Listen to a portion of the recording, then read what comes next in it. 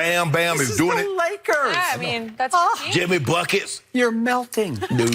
All right, we will talk about that one. I am so glad to be here on a Friday, guys. Is Lamar Jackson changing the entire future of the NFL?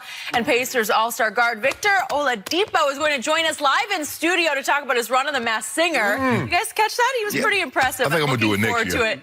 Are you really? Yeah. Well, you can't sing. Well, I can. Actually, I told you I'm the karaoke king. I've been singing Yes. in the mornings. It's a little frightening, but we'll get the info there. But we're going to start with America's Game of the Week on Fox. Rams, Cowboys. Dallas is looking to snap its 3-game losing streak, but it's not going to be easy against a Rams team that has started to shake off its Super Bowl hangover. Sean McVay's team is coming off back-to-back wins to get into the NFC wildcard hunt at 8-5. And while the 6-7 Cowboys could still lose this game and control its own destiny to win the NFC East, Zeke Elliott said that, quote, the focus should already be at an all-time high. So, Shannon, who wins on Sunday, Rams or Cowboys? You know, Skip, when I look at this game, you look at the Cowboys and, you know, you love those Cowboys. I don't love them nearly as much as you do. As a matter of fact, I don't love them at all.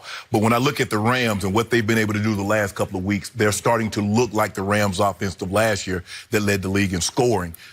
Jared Goff has played really well, especially the last 2 weeks. And I know you're going to say, well, one of those games against the Cardinals, and they didn't mount much of a defensive effort to do anything to slow that Rams offense down. But Todd Gurley, I think, has been the key. For some reason, I don't know what it is. Sean McVay says maybe he was an idiot or he was just stupid. But he's starting to give Todd Gurley his touches.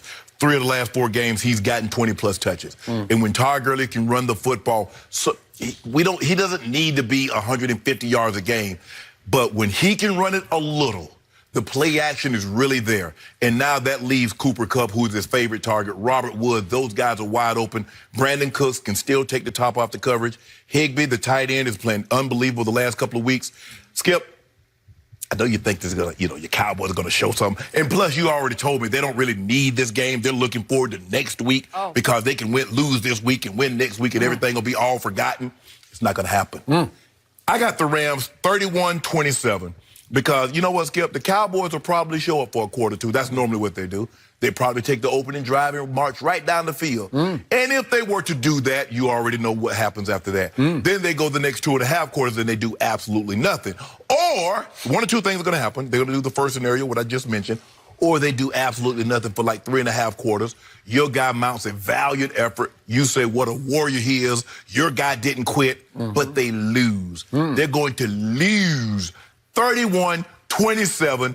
The Rams going to be right back in the wild card hunt, and you guys will be on life support. And then guess what? Walk it to them. We'll walk over there politely and pull the plug next week.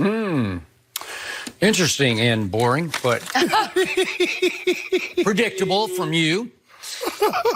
So, I have an announcement to make. What?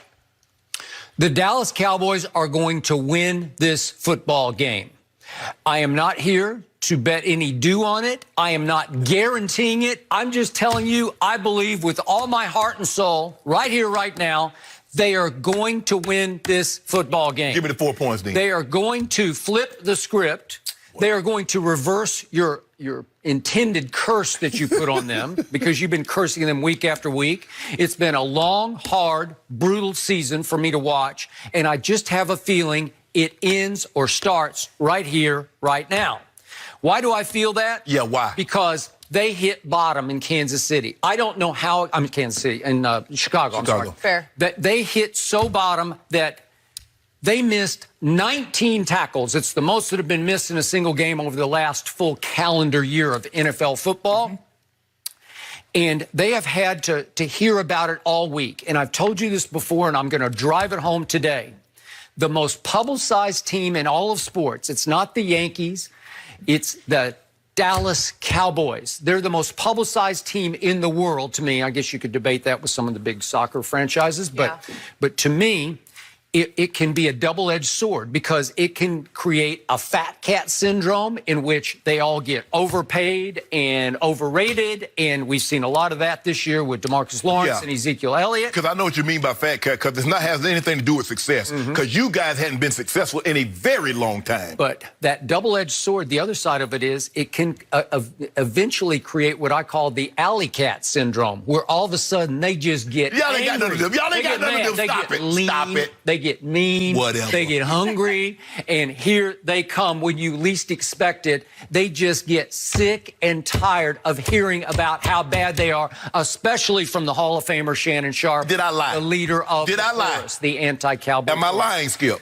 No, you're not lying. Okay, thank you. But this is going to be the first time all year that they rise up and they beat a winning football team, because the Rams are 8-5. I know they had their struggles, which were actually worse struggles than the Cowboys had for a little while, but they're 8-5. They're winners of 3 of their last 4. They're winners of 5 of their last 7, and they're a talented, I think, well-coached football team. So they present, obviously, a huge challenge, and one that my team will meet and spring back to life just in time to go to Philadelphia. I've told you from the start, the game I have believed in the most all year is that Dallas will win at Philadelphia. So obviously, as you point out, they don't need to win this game. They just better win this game. And it's about your own pride. It's about self-belief. It's about faith. It's about reaching down and saying, we are this good, because a lot of people think we are this good. Well, they're still the #1 ranked offense in Pro Football Focus. We're going to talk about that a little later. Okay. And this game will boil down to the one player I've trusted all year on my team. Dak Prescott will outplay Jared Goff. He's never done it before. Yes, he has. Hadn't done it before. Oh, okay. Well, hold on. Thank you for bringing that up and opening that door for me. So these two quarterbacks who were drafted in the same draft met the first time in 2017 at Jerry World. The Rams came back to win that game 35-30, but Dak way outplayed Jared Goff because his QBR for that game was 81. Jared Goff had a 46. Dak threw 3 touchdown passes to 1 interception, but completely statistically outplayed Jared Goff. So, again, if we're talking about the head-to-head meeting, Dak outplayed him. What happened in the playoff game? Rams won 30-22. Was it because of Jared Goff? Nope, it was not. Somehow, who picked up that first down running the football? I'll get to that in just a second. But this game, that game, Jenny attended that game at the Coliseum here in Los Angeles. Yes. It was 1 week after my defense had shackled, shut down, suffocated the Seattle Seahawks' #1 rushing attack, held it to 73 yards rushing at Jerry World in a playoff game. Who knew? How did they do that? They beat Russell Wilson 24-22, and it wasn't that close. He had one late garbage time. So now okay. I want you to remember. I'm using your word. Yeah, garbage touchdown, because it was 24-12 with under 2 minutes remaining, and then it ended up 24-22. Okay. But the point was, after they had done that to that team, they came right out here to Los Angeles. It was a Saturday night game, and what happened? 273 yards rushing happened, but 170 of those yards came in the first half. Thanks in part to Todd Gurley, but in too larger part to C.J. Anderson, who doesn't live in Los Angeles anymore, right? Nope. So he's not a Ram. Todd Gurley has sprung back to life in Yes. some way, shape, and form. It's not like he's running for 150 game, but he had 79 yards. Nice.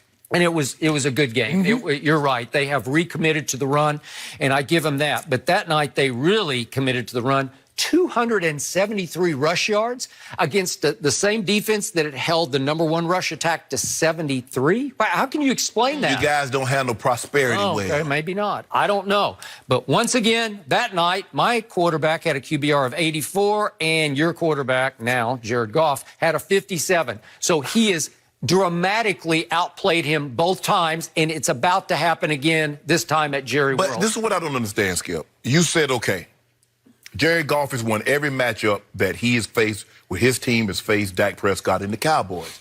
And you said, statistically,